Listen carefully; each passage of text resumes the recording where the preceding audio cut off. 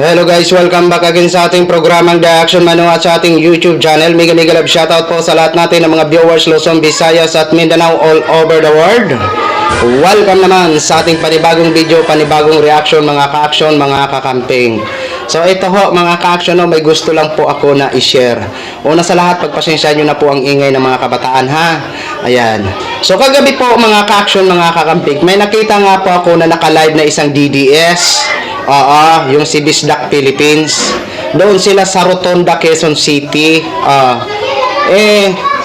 Ang ina-expect ho natin, kasi nga may nanawagan na pumunta na ng EDSA, ito si Harry Roque.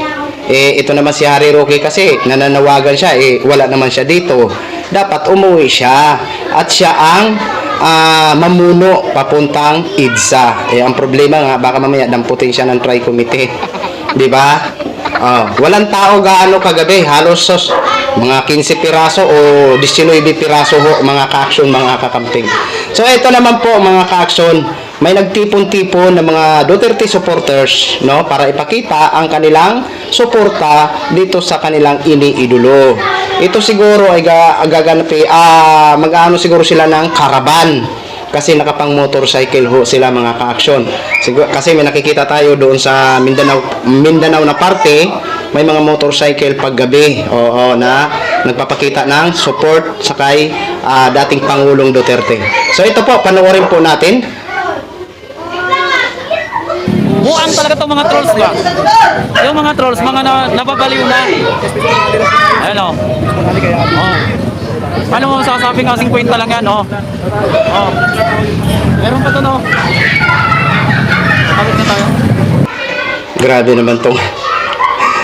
naman tong vlogger. Talagang galit na galit sila sa mga trolls pag pinapasok sila sa kanilang mga live. Basta daw.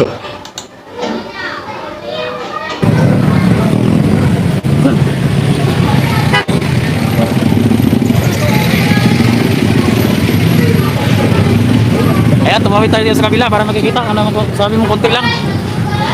No, 30-25 shoutout sa iyo. Maraming salamat sa suporta.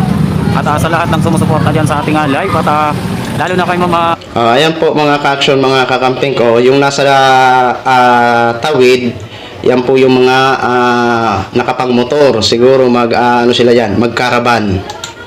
Oy, Ismi! Wonder Philippines, saan kayo? Nandito kami ngayon, Pampanga kami. Nasa Pampanga po kami ngayon.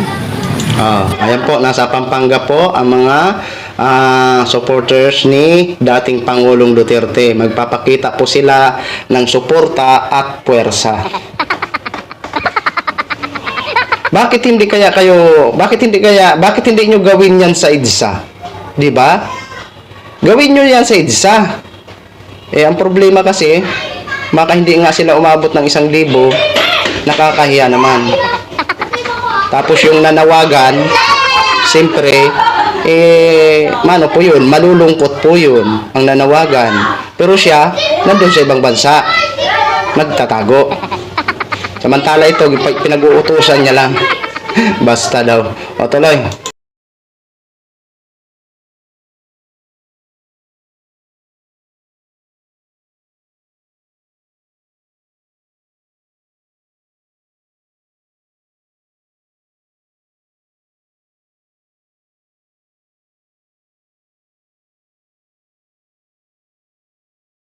So ayan po mga ka-action, no. Ano pa, siguro may darating pa diyan, hindi natin alam, no.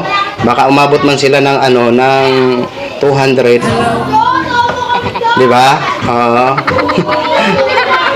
Grabe talaga ito. Sa bagay, sa ngayon maiintindihan po natin 'yan mga ka-action kasi nga hindi pa naghilom ang mga sama ng loob nila, 'di ba? Kasi sinisisi nga nila si Mr. President Bongbong Marcos sa pagka-aresto kay dating Pangulong Duterte ng ICC at Interpol nga po ang kumuha dito. Inaano nga po natin, bakit naman ninyo isisi diyan kay Mr. President?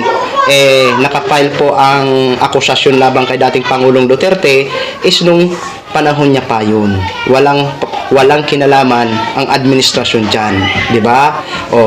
Hindi po natin masisi na ang mga victims ay doon mismo nagdulog sa ICC at doon sila nag-file labang kay dating Pangulong Duterte. Di ba? Dapat sana, nung siya pa ay nakaupo, inasikaso niya yan. Hindi niya yan pinabayaan. Kaso, masyado silang kampante. O, ayan tuloy. Dumating tuloy ang hindi inaasahan. Di ba? O, asahan natin to mga ka-action na sa mga month na ito is hindi po yan titigil sa kanilang mga protest, no? Ang ating mga kapulisan naman sa NCR, particular sa lugar ng EDSA is nakahanda naman anytime na may mga malakihang protest. Ang tanong, may malakihang protest nga ba sa mga DDS? Diyan natin mapatunayan. Ngayon na naaresto na po ito si dating Pangulong Duterte. Okay? So, intindihin na lang po muna natin sila. Kung ano man ang mga sasabihin nila. Basta tayo, tama naman ang pinaglalaban natin at hindi naman tayo lumalabag sa batas. Di ba? So, yan po ang sitwasyon ng Angeles, Pampanga, di umano, sabi ng nagko-covered na vlogger na DDS. Yan po ang sitwasyon. Totally, sa ano talaga ang medyo marami mga ka-action sa part ng Mindanao.